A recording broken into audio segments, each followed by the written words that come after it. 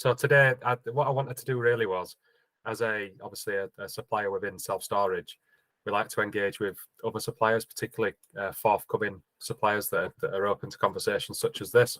And I wanted to learn a little bit more about yourself and Xplorage. So I've got a few questions that I'll ask and kind of prompt you, but feel free to go off piste and just give me a little bit more to. I know I do, and also tell me to show. So I'll kick it off with, so kind of how and why did you join Xplorage? So I've worked in hospitality since forever, to be honest.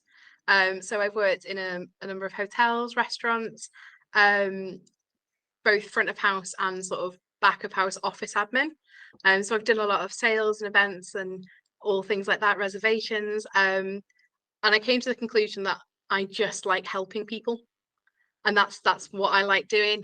So my free time, I'm a brownie guide leader. I just enjoy giving. I just enjoy helping. So I guess the pandemic happened, and I was like, oh, there's a guy that lives in my house. He seems all right.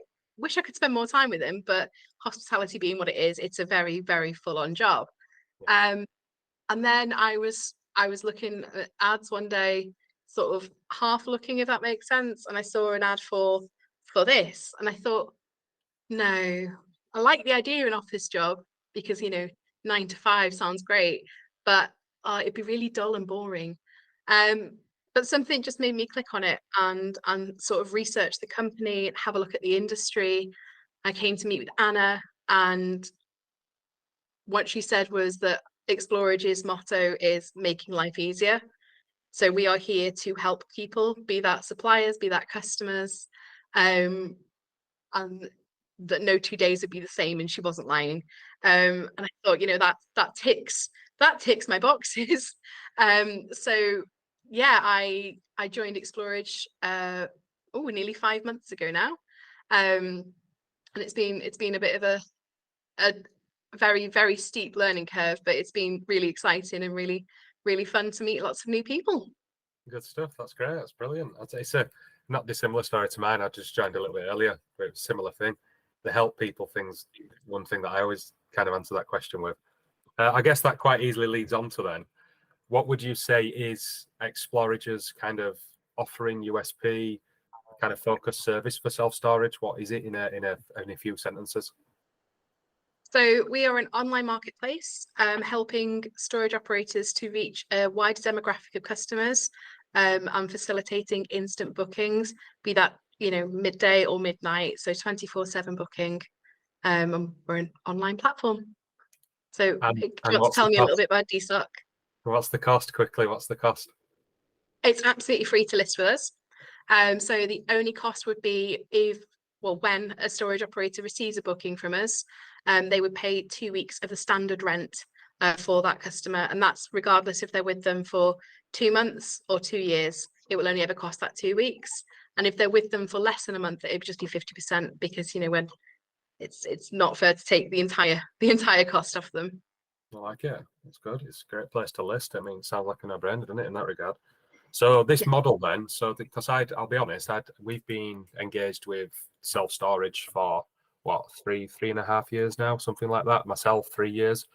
And I'd not really come across this, I'll be honest. Not that I would do, because I'm a supplier and a security supplier. Yeah. So why would we really look for this? We're not trying to fill the place. We're just trying to provide them a service. So although I now would, because it makes sense, because the database is there, whatnot. So I guess the question is, does this work elsewhere? Other countries, other markets? Yeah, so in the American market, you'll see a lot of instances where people use third-party sites such as ourselves to sort of widen the demographic and assist with getting bookings in. It's great, especially if you've got unmanned sites, that if a customer's got a question during the booking process, they can just ask us through our live chat, or even give us a call if they needed to, because especially in the UK, we find that the customer doesn't always know what they want. In America, it's a lot more standardized. It'll be 5 by 10, but here you say 160 square feet, and people go, how many boxes is that? Yeah, can I get a sofa? So we're just here to inform the customer, help them make informed choices, and obviously get the storage operators nice and full. Yeah, I can understand that because, to be honest, like I say, we're a supplier in self-storage, and I'm around these places all the time. But the way that some of the operators speak about square footage and rates, I'll be honest, just goes. And some operators just list them as like extra small, cute, compact, and I'm thinking, even I don't understand that. So, Yeah. you know, we want to help the customer understand and just make the best informed choice that they can. Like it a lot. So what's the right now then in the UK? What's the kind of biggest hurdle for growth for Explorage in terms of getting these guys on? I would say that because we're new, so the company was founded in November last year. Our current website went live in March. So it's for me, as the network manager, it's about making those connections within the self-storage industry, people understanding our product. Because I think if you do understand our product, it just makes sense to come and join us. Yeah, I mean, I learned about it. Obviously, met Anna and yourself at the CSTA conference, and when it was explained to me, I just no brainer really. I understand perhaps from say a big operator's listings where they've already done a lot of work to get themselves listed in all the different places they have, but from anybody beneath that, it really just feels like a no brainer, to be honest. And from the hurdles perspective, just to add a bit of context to that, I think it's only the same thing that we faced back in 2020. Like we really focused our service in a lot of ways. Not as easy to focus our service as it is for yours. Your product by design is for this space.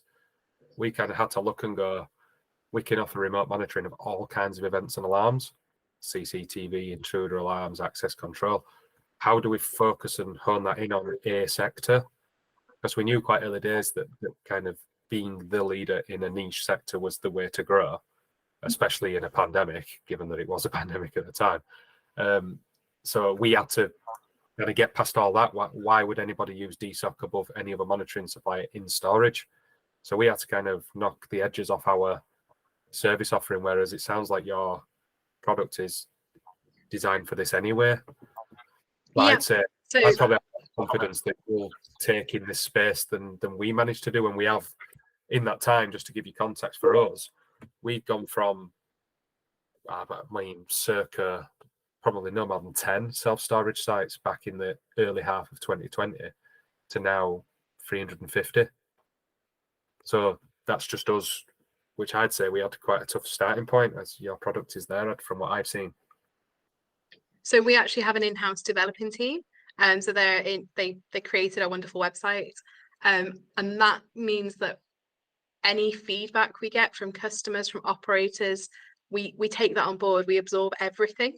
And if there's something that someone goes, you know what, it would be really good if it did that, then we'll talk about it, we'll have a chat and see what we can do as a team to improve the offering.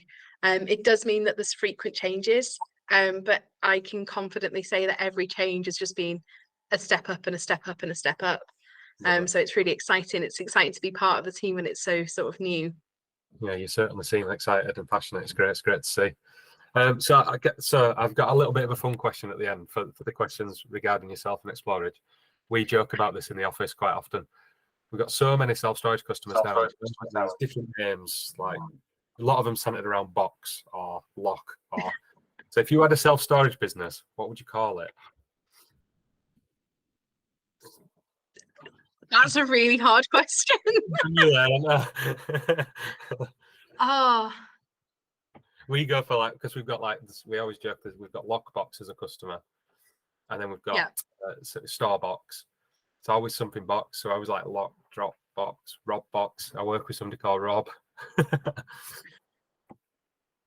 don't know. Maybe Otter. Otter. Just the word Otter, because they've got a pocket. Ah, okay. That's different. There you go. Kangaroo's already taken. Answer. I like it. So yeah, I mean, I didn't want to complicate too much. I'd only just heard of Explorage. And I only really just met yourself, and I just wanted to that opportunity to ask a few questions for people that had not. But I think that pretty much covers the base, if I'm honest. And I for one, it feels like a no-brainer. So the operator customers that I know and have, if they're talking about that as we need to be seen more, we'd like to be listed, but obviously I'm going to refer. And I think that's probably one of the keys to, like you've said about people that are known within self-storage. We've managed to do a good job and become known as a brand in storage in the 3 years. I'm sure there are others out there. That's one thing I found about this sector. There's so many like-minded and passionate people that you just connect with a few and you'll grow and go. There really is. It's such a really, really nice network to join. So obviously I've got to know a few of you through sort of the CSTA and through LinkedIn and things. And it's so nice that if you have a question, there's always so many people that are just keen to jump on board and answer it. And I feel like we all sort of cheerlead for each other. So it's really nice. It's a really welcoming crowd as well. Good stuff. I find it exactly the same. Yeah, fantastic. Well, if that's everything, well, thank you very much for having a chat with me today. No problem. Thank you. It was a joy. Thank you. See you soon.